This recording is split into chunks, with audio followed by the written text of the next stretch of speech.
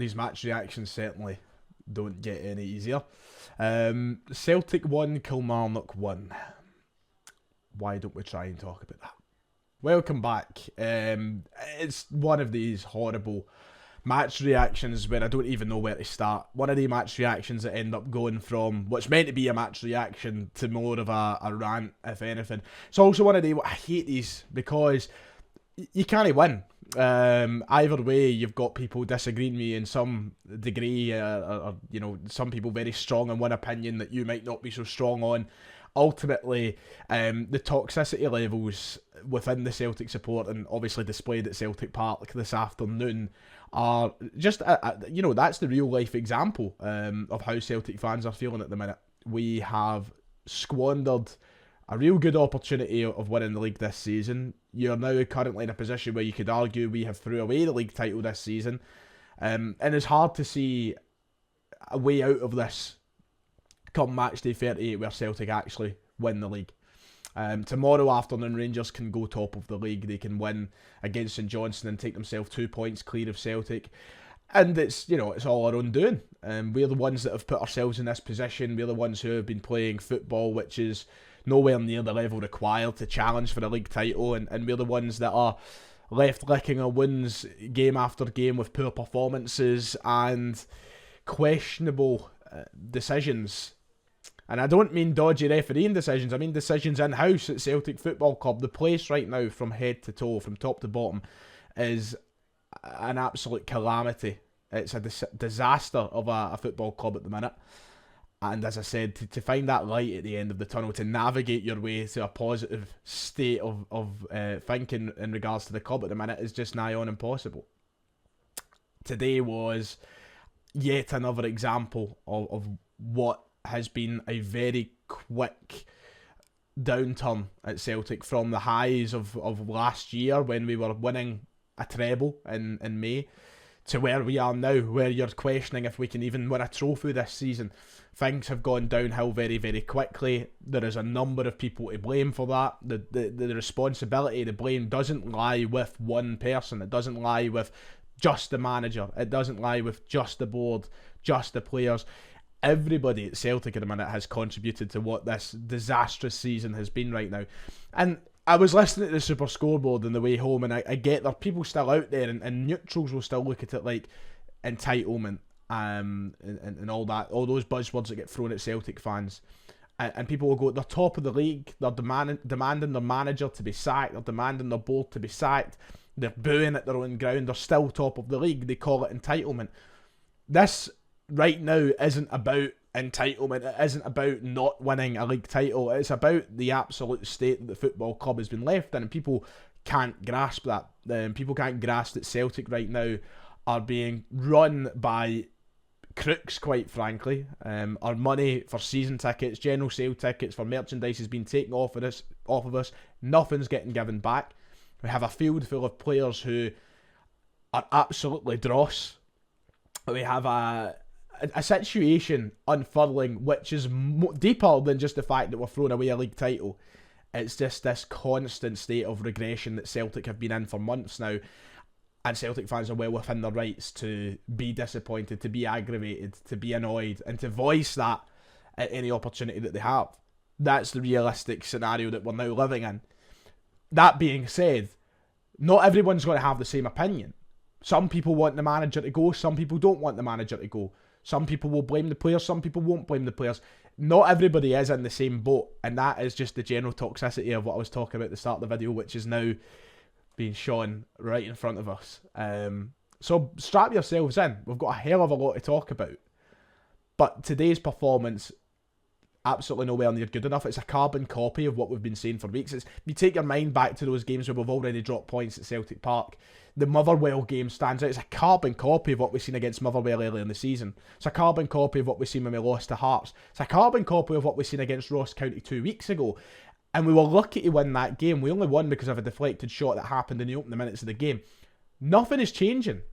And that's where the frustration's coming in as well, because nothing is changing. The manager isn't doing enough to convince us he's the right man for the job, to convince us that we're going to get better, to convince us we can challenge for this league title. And time is running out. Very quickly it's running out. So there's a hell of a lot of ground to cover, and this is why I hate these match reactions, because you just really don't know where to start. The biggest question coming from today's game, it seems to be already lying with the manager's fate, whether or not he should continue on as leading the club and as manager. And everybody, look, listen, I'm not going to sit here and pretend I've done a 180 and I've changed my opinion. I'm not going to suddenly jump on any bandwagons or say something for views. You know me, and if you've been watching me all season, I have backed Brendan Rodgers. I have hoped for the best with Brendan Rodgers. What I will say is that's like a, what do you call them again? The wee timers with the sand running down it. I forgot what they're called. It's just slipped off the top of my head. But it's generally like that, you know. The sand is running down. The patience is wearing thin because there's not enough evidence being displayed as to whether or not he is the right man for the job at the minute. Yes, I'm still on the side of him and I still want him to continue on as manager and hopefully things will change. But what I will say is I don't begrudge anybody. I don't judge you. I don't think it's the wrong opinion by any means to say that he should go. If you think he should go, you know what? Fair enough. Because some people are quite rightly fed up with the dross that we're watching week in, week out. The only thing that is keeping me on his side and holding on, as I said, it's thinning. It's thinning very quickly. The only thing for me is the fact that the board have hung him out to dry. He probably should walk for his own sake because it's not going to get any better for him and he should just probably go. Because the board have hung him out to dry. They've left him with the dross that he's got and things have been terrible. But at the end of the day, I'd rather he came out and said it. I'd have a hell of a lot more respect for him at this moment in time if he did, because Brendan Rodgers has just as much responsibility and just as much blame to take for the weeks of shite that we have sat through. Just because I'm on his side doesn't mean I think he's exempt of any criticism. Let me make that crystal clear, because people always seem to avoid that part when I do these match reactions. Brendan Rodgers does deserve a hell of a lot of criticism and has to take responsibility for what we're watching at the minute. The football's not good enough, and players don't become bad overnight. He's still got a squad of players he should be doing better with, especially against teams like Kilmarnock, Ross County, Hearts. He should be doing better with them. But I'd rather he came out and he was honest about things. This is the same guy who begged for quality, asked for 2 or 3 big signings, didn't get them, but yet he's coming out in other interviews saying that things are fine, that he's on par with the board, that things are going the way he wants it to. That's not the case. It's not the truth. I don't buy a single bit of it. It's bullshit. That's exactly what it is. But the salesman side of Brendan Rodgers has came out and told us other things. And it's told us that he's fine, he's happy with it, and nothing's wrong. A lot of things are wrong, and part of it is that I think he'd get a hell of a lot more respect on his own name if he came out and voiced his discontent and spoke about the problems that lie within the club. You heard the fans at the end of today's game with a Lowell get to fuck chance, with a sack the board chance. This is where Celtic fans are now, and people will call it entitlement, but this is a group of guys in that boardroom who are slowly ruining this football club. They're slowly draining the excitement of going to Celtic Park and watching the team. They are one of the biggest parts of it, as well as the performances we're seeing in the park at the moment. These performances aren't good enough, and that's where the manager has to take blame. We look clueless, and it feels like so many times when we've been 1-0 up in a game, we've got to the 60th minute and we've just given up. We think the game's done. We've down tools and we've allowed teams to pressure us. For the last half an hour of today's game, you'd think that Kilmarnock are in the team that are in this title race. They're the ones that are pushing for a league title and at the top of the table, not Celtic. Celtic looked like the team who are chasing a top 6 finish, or maybe even trying to escape relegation with the way that we've been playing. A team of absolute diddies, I'll give you that. I think that too many players look so far out their depth at the moment, but at the end of the day, we allowed Kilmarnock to pen us in, we allowed Kilmarnock to put the pressure on us, and the performances aren't good enough. The football being played isn't good enough to escape that. These opposition teams know exactly what to do when they come to Celtic Park now, because they know we're going to bow down to the pressure, they know that we're going to crumble, and they're going to get opportunities. When they made it 1-1 at the end of the game, and Christ, we've not even discussed that yet, when they made it 1-1 at the end of the game, they had a chance a minute later to go and win it. Joe Hart was forced to make a save. That's the kind of thing that a team who have just conceded in a title race should be trying to go up the park and do. But what do? We put the ball backwards, and Stephen Welsh passes it to Liam Scales in the slowest possible manner. We go backwards, we go sideways, we go backwards again, we go sideways again. There's no fight, there's no character in the team at the minute, there's no determination, and it looks like a team that have down tools. Hopelessness all over. Some of the players I don't want to hang individuals out to dry, because I always feel like it's a cruel thing to do and come on and target certain players. But it wasn't just one or two today, it was a whole host of them. Even players like the captain, Callum McGregor, pigging aimless passes all over the park, going nowhere. Not showing that same determination that we've been used to in recent seasons. Ultimately just questioning what's going on at Lennoxtown, because this can't be the instructions that are given out, surely. I just refuse to believe that this is the way that we are happy and settled playing. I just refuse to believe that, because it's just worlds apart from where we were a year ago. It's worlds apart from some of the quality that we, like, you know, players like McGregor who have been quality for years, even under Brendan Rodgers' first spell here. How has there been such a significant downgrade in what they're giving us on that football pitch? You look at that back four today, that's a back four that I don't even think would start at Aberdeen as a collective unit. Genuinely. I'm not exaggerating when I say that. We have dross all over. Diddies have been brought in for pennies. And Rodgers shoots himself in the foot today, because when we do go to 1-1, which shouldn't be happening, because we had chances to kill off the game and we didn't take them, right? But when you have chances to kill off the game and you don't take them, and then you concede a goal, you're then looking to your big key players to go out, show something, and try and snatch a winner at the end. But with that team that was on the park, I had no faith it was going to happen. There was one player on the park for me who could have done it, and it was Matt O'Reilly, and he was gassed towards the end of the game. He was done in. Yang, not going to do it. Kuhn, not going to do it.